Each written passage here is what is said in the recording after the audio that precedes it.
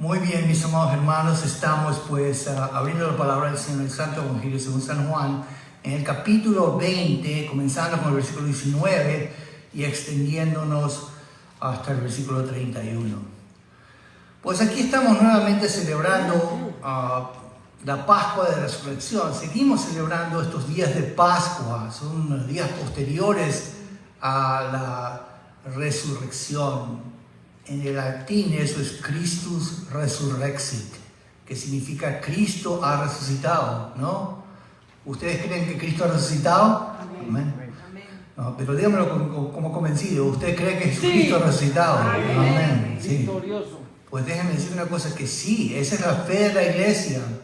Nosotros creemos no es un Cristo muerto, no es un Cristo que está ahí clavado como una estatua, ¿no? Que tiene llagas y cosas así como las cosas horrorosas que vemos. Ahora que ha sido el asunto de la muerte del Papa, se está enseñando una serie de cosas oscuras de la iglesia, ¿no? De la iglesia romana. ¿Cuántos han visto escenas macabras, ¿no? Como, bueno, crucifijos y cosas así, bueno, toda una escena macabra. No negamos que la iglesia de Roma preservó el Nuevo Testamento, no negamos que hubo grandes teólogos como Agustín, ¿no? El mismo Jerónimo que escribió la Vulgata latina, y creemos que hay una validez en esa traducción, ¿no? ¿Se dan cuenta? Algunos dicen, no, ¿para qué vamos a usar la Vulgata? No, esperen un momento. ¿Cuántos usan la Reina Valera? Levanten la mano aquí. Porque bueno, la Reina Valera, quiero que usted sepa que está basada en el texto griego. ¿Se dan cuenta? Es una traducción. ¿Pero vale la Reina Valera o no vale? Sí. Claro que vale. ¿Se dan cuenta? Y si hablamos de la Nueva Biblia de las Américas, que usted lo tiene ahí, la Nueva Biblia de los Hispanos, ¿no? Eso también es una traducción del griego, ¿no? De los manuscritos más recientes. ¿Pero vale o no vale esa traducción? Sí. Claro que vale, desde luego. Entonces no podemos decir que la Vulgata no vale. Es una traducción del latín que nos da acepciones y nos deja ver cómo Jerónimo pensaba en esos días acerca de cómo se interpretaban estas palabras, ¿no?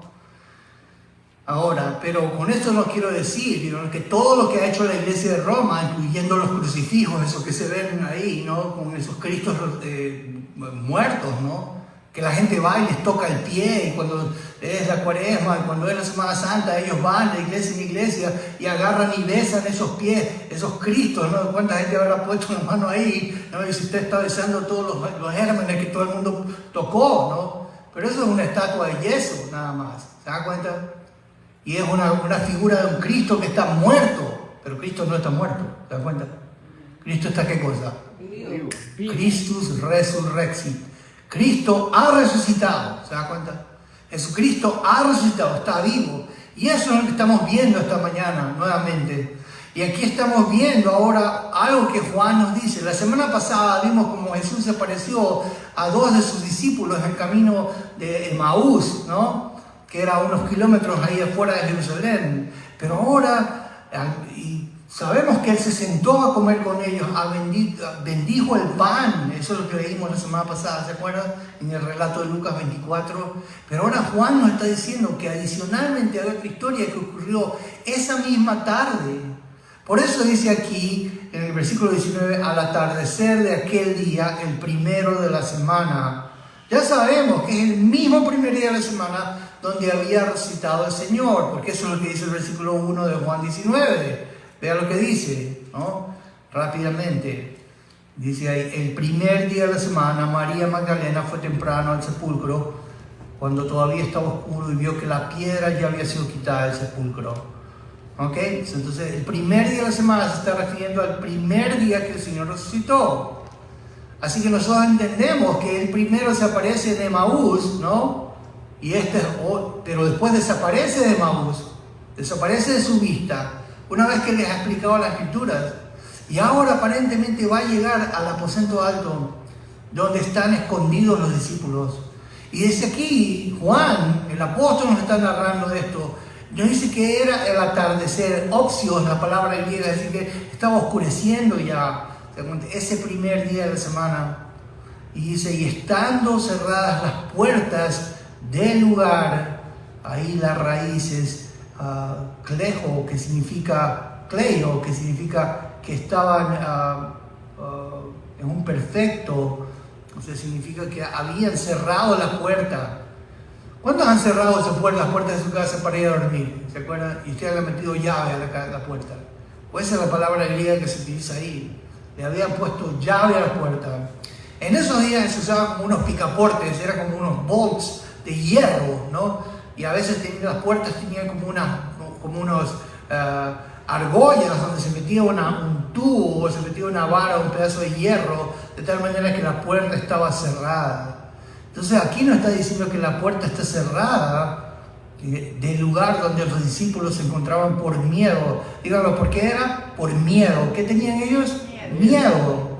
La palabra es phobon, que significa que estaban aterrados. ¿Aterrados de qué? ¿Aterrados de qué? ¿De qué estaban aterrados?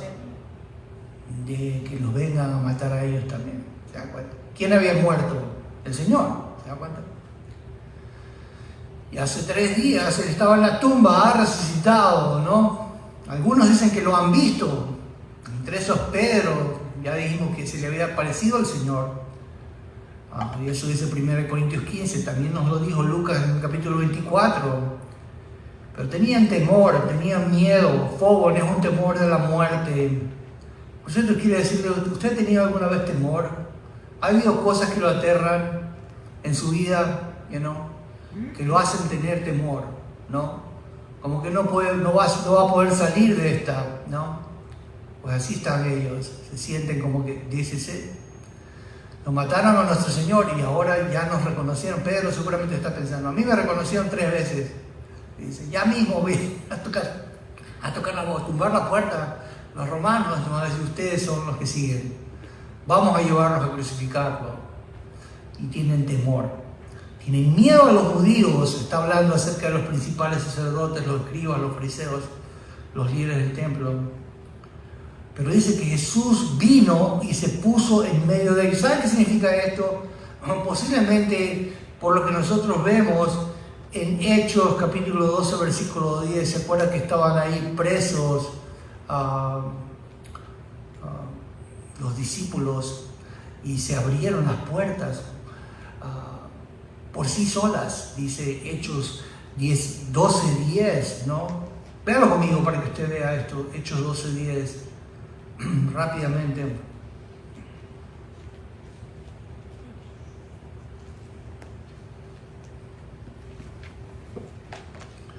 Entonces dice aquí que cuando Pedro estaba preso ahí, y pues dice, cuando habían pasado la primera guardia, porque vino un ángel que se le presenta a Pedro y le dice, envuélvete en tu manto y sígueme.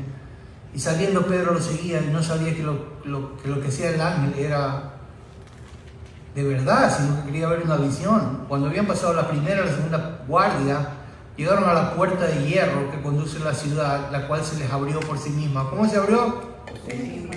Posiblemente lo que pasó en esa puerta del aposento alto, es que se abrió por sí misma. Cuando el Señor va a pasar, hermanos, ¿saben una cosa? Las puertas se abren. ¿Cuántos saben eso? Y entonces no hay puerta que lo aguante. No hay oscuridad donde el Señor no te vea. Por eso dice, si me escondiera en las tinieblas, ahí estás tú. Y si bajara al Seol, ahí estás tú. Y si subiera a lo más alto, ahí estás tú. Él ve todo. Todas las cosas están abiertas, descubiertas ante aquel que tenemos que dar cuentas. Pero las puertas se abren, posiblemente. Y Él se puso en medio de ellos y les dijo paz. Eso es shalom, es la palabra griega Irene. Irene es un min, ¿no? Es un aoristo. Y dice que les digo shalom alechem en el hebreo, ¿no? ¿Qué hace Jesús ante el miedo de los discípulos?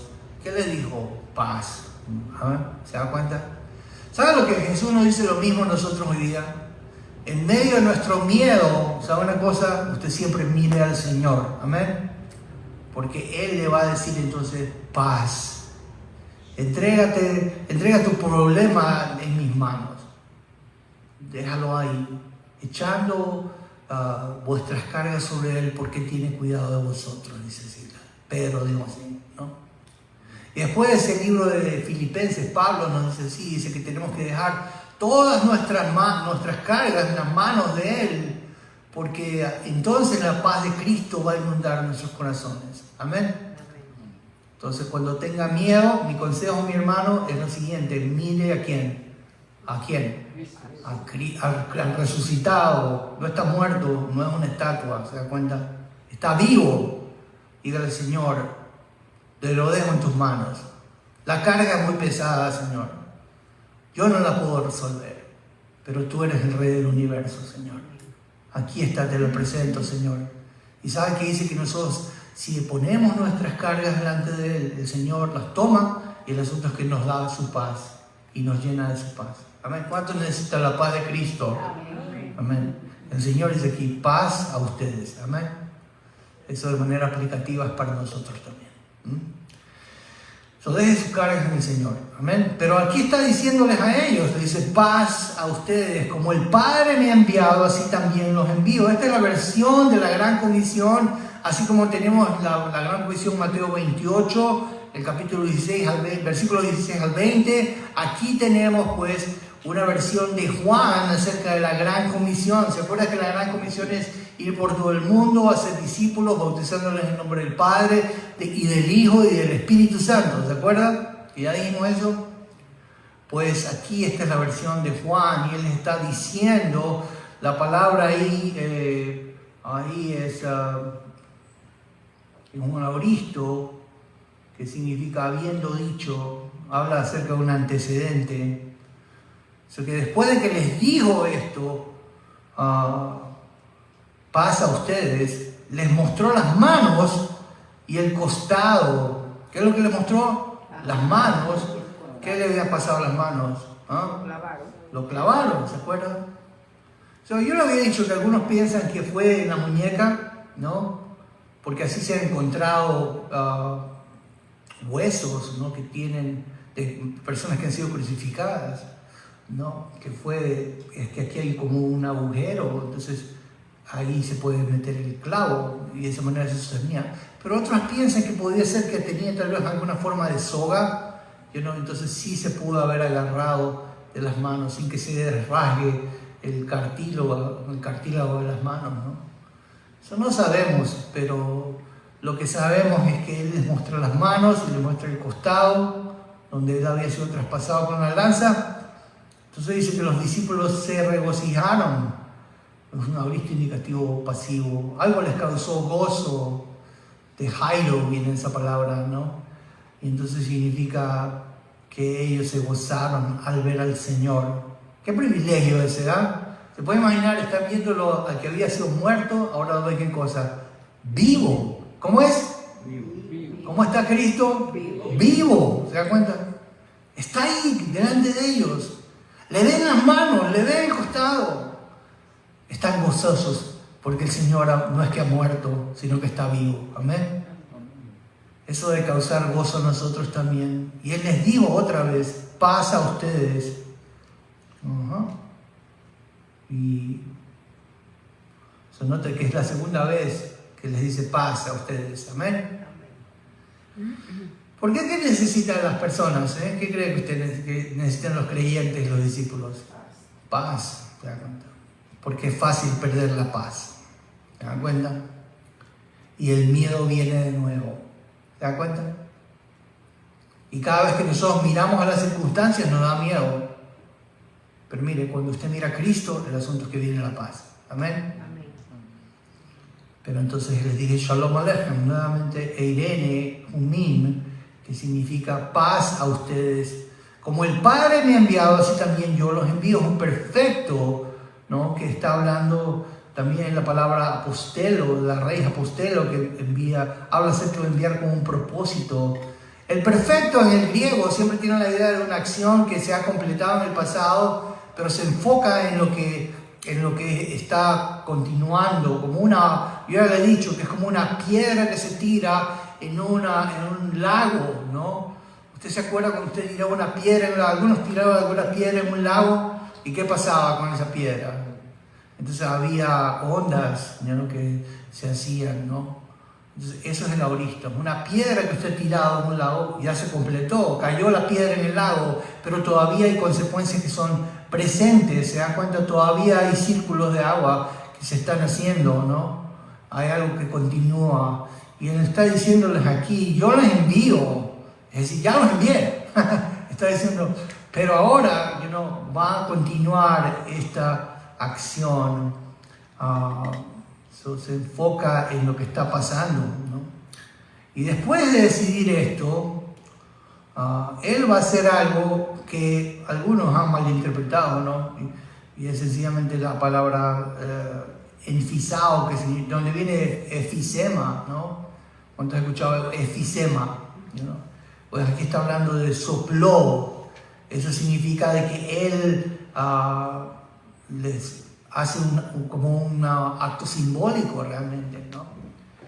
Entonces sencillamente esto es como un anticipo, no es el mismo evento de que ellos van a recibir el Espíritu Santo como lo reciben en Pentecostés. Esos son dos eventos diferentes, pero esto es como un acto simbólico que él hace. ¿Cómo es? ¿Es un acto qué cosa? Simbólico. Sencillamente nos está preparando para lo que va a venir, ¿no? Y es que el Espíritu Santo va a venir a morar con los que creen, en los que creen en Él, como Él había dicho ahí durante la fiesta de los tabernáculos. Entonces dijo que Él sopló en Fisao, ¿ok? Sopló sobre ellos. Ahora escúchenme una cosa, ya le dije, esto aquí no es que es para que se siga haciendo, ¿no? Yo he visto el falso apóstol de Miami, ¿no?, que sopla sobre la gente, ¿no? Y lo que le va a caer es un montón de bacterias que él tiene en la boca, ¿no? O el mal aliento que tiene. Por él mismo dice que él tiene que tomarse una meta para poder soplar a la gente. Escúcheme, le sopla a todo el mundo, le sopla al uno, le sopla al otro. Bueno, ¿y qué es lo que quiere hacer con ese soplo? Porque eso no fue lo que hizo Jesús, ¿se da cuenta? Lo que hizo Jesús fue un símbolo. ¿Qué fue lo que hizo Jesús? Un símbolo. Dígalo conmigo. ¿Qué cosa? ¿Un qué? Símbolo. Es sencillamente una figura de algo que iba a venir, que era que el Espíritu Santo iba a venir sobre ellos. ¿Se acuerda que es más? Dice que vino como un viento recio. ¿Se acuerda? Que llenó la casa sobre los discípulos que estaban ahí. Nuevamente, después de que el Señor había resucitado. Y vino como lenguas de fuego que se posó encima de la cabeza de los discípulos. Así que esto es un anticipo de lo que va a pasar sobre ellos. No es para que alguien esté haciéndolo nuevamente el día de hoy. Es sencillamente un anticipo de lo que les iba a pasar. Y después les voy a decir algo más. Dice, y les dijo, reciban el Espíritu Santo. La idea es un auristo, la vete, el ambano, ¿no? Que dice, reciban el Espíritu Santo. Ellos iban a recibir el Espíritu Santo, ¿no? Es más, Lucas nos dice que no se vayan de Jerusalén hasta que haya venido el Espíritu Santo sobre nosotros. Y de esa manera van a poder tener poder para predicar, ¿se da cuenta? Así que no es que el Espíritu no había estado obrando, porque ya el Espíritu había estado obrando en ellos, pero iba a venir de una manera más específica después de Pentecostés. Así que esto es una ilustración, es un símbolo, es una figura, por eso Él sopla, por eso les dice reciban el Espíritu Santo. Y después el Señor va a decir algo interesante. Él les dice así, a quienes perdonen los pecados, estos les son perdonados, y a quienes retengan los pecados, estos les son retenidos. La palabra afeontai, nuevamente, habla de un perfecto pasivo indicativo, afeontai, perdonen, que significa cancelar. El perfecto, acuérdense que yo le dije, que es una acción que ocurrió en el pasado, pero que tiene resultados en el presente, ¿se da cuenta? Es algo que continúa. Así que esto significa sencillamente que ellos van a poder, yo creo, ¿no?, por el medio del Evangelio, por medio de la proclamación del Evangelio. El asunto es que van a decir lo mismo que Dios dice. Algo ha pasado en el pasado y es que el Padre perdona los pecados, o Cristo perdona los pecados. Y el asunto es que o Cristo retiene los pecados, porque eso es lo que dice aquí. A quienes perdonan los pecados, estos les son perdonados. La idea es que han sido perdonados. y a quienes retengan los pecados, a estos que son retenidos. La palabra krateo, que habla de posibilidad, un presente activo subjuntivo, pues yo creo así. No creo que esto es como algunos piensan, ¿no? Que es como la autoridad que tenían los apóstoles nada más, ¿no? Yo creo que esta autoridad ha sido dada a la iglesia por medio del Evangelio. Cuando se predica el Evangelio, ¿no? El asunto es que nosotros podemos decir, tus pecados han sido perdonados. ¿Se da cuenta? Pero alguien que no cree, todavía podemos decir nosotros desde la iglesia, tus pecados no han sido perdonados. ¿Te das cuenta? Y eso significa que eso ha pasado en el cielo. Lo que Dios ha dicho en el cielo, o lo que Cristo dice en el cielo de la persona creyente, es lo que se cumple. Y lo que Cristo ha dicho de la persona incrédula es lo que se cumple. ¿Se dan cuenta? Así que el poder está en la iglesia, o vamos a decir si el poder está en el Evangelio, que es predicado desde la iglesia. ¿Se dan cuenta? Pero no necesariamente en personas. ¿Ok? Ahora, con esto no queremos decir que Pedro, por ejemplo, no fue un instrumento inicial. Como dijo Sinclair Ferguson, recientemente habló acerca de esto, un tema controversial, ¿no? Porque ¿quién dice que Pedro tenía autoridad para perdonar pecados y quién no? ¿Quién dice eso? ¿La iglesia qué cosa? ¿Católico? ¿Qué cosa? Romana. ¿Se da cuenta? Entonces hay que tener cuidado con eso. Okay. Yo creo que sí, ciertamente Pedro tenía las llaves del reino, como dice Sinclair Ferguson, ¿no? Y pues a él se le dio la oportunidad de abrir esas llaves, ¿no? Pero las llaves no las tenía él, las llaves eran el Evangelio. ¿Se dan cuenta? Es el Evangelio, cuando alguien lo cree, el asunto es que la persona es perdonada de sus pecados. ¿Sí o no? Claro, ¿Y qué pasa si la persona no cree en el Evangelio? La persona no es perdonada de sus pecados, por tanto, entonces sus pecados le son retenidos. ¿Se da cuenta?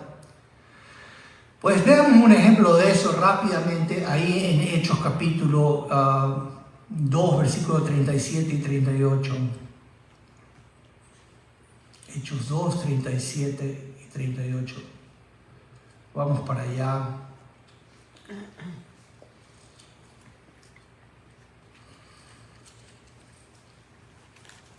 Aquí Pedro está diciendo lo siguiente: al oír esto, conmovidos profundamente, dijeron a Pedro y a los demás apóstoles: hermanos, ¿qué haremos? Entonces Pedro dijo: arrepiéntanse y sean bautizados. Eso es que crean, ¿no? Arrepiéntanse y crean la idea. Y de hecho, si quieren bautizarse, bautícense. Cada uno en el nombre de Jesucristo, esa es la preposición, que significa por causa del perdón de sus pecados, y recibirán el don del Espíritu Santo. Había una secuencia. Las personas tenían que arrepentirse, creer, ¿verdad? Y Dios les iba a dar el Espíritu Santo. ¿Ok? Que era entonces arrepentirse, creer, y ¿qué pasa? Dios les daba el Espíritu Santo. Y eso significaba que sus pecados habían sido perdonados. ¿Se dan cuenta? Lo mismo se repite ahí, vea conmigo, en Hechos 10, 42 al 44. Vamos ahí mismo, Hechos 10, 42 al 44.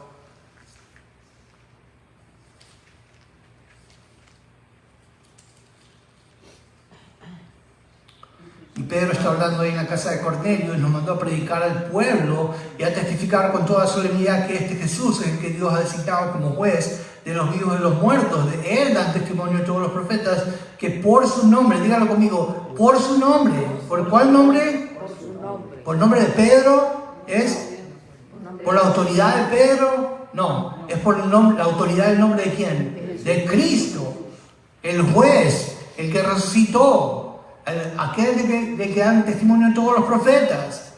Dice que todo aquel que cree recibe perdón de pecados. ¿Quién recibe perdón de pecados? Aquel que cree. Así que ¿dónde está el poder para que alguien reciba perdón de pecados? ¿En Pedro o está en el Evangelio? En creer, pues. Creer en el que murió, resucitó. Y si crees, dice, todo el que cree en él recibe ¿qué cosa? Perdón de pecados. Quiero mostrarle nomás, ¿ok? Hechos 8:22, ahí mismo, rapidito, Hechos 8:22. Y aquí estamos viendo que Pedro mismo se da cuenta que no es él el que tiene la capacidad de eso. Entonces Pedro, versículo 22 dice así, ¿no? Dice, por tanto, arrepiéntate de esta tu maldad y ruega al Señor que si es posible se te perdone el intento de tu corazón. Ahí tenemos a Simón el mago que les ofreció dinero para recibir el Espíritu Santo. Y Pedro dice, por tanto, arrepiéntate de esta tu maldad y ruega al Señor. ¿A quién tiene que rogar? Al Señor. Te das cuenta que no es él el que tiene la autoridad. Y dice que si es posible se te perdone el intento de tu corazón. ¿Quién perdona el intento del corazón? ¿Quién? ¿Pedro lo perdona? ¿El cura lo perdona? ¿El cura del confesionario lo perdona? No, es el Señor el que lo perdona. O sea, ¿quién le va a dar perdón? Dios, ¿se da cuenta? Así que este pasaje habla acerca del perdón que da Cristo por medio del Evangelio a los que creen, ¿se dan cuenta? Pero aquí quiero decir algo más y solamente lo voy a decir rápidamente. Pero Tomás estaba allí, ¿se acuerdan? Y Tomás no quería creer, no estaba ahí entre ellos Tomás esa noche.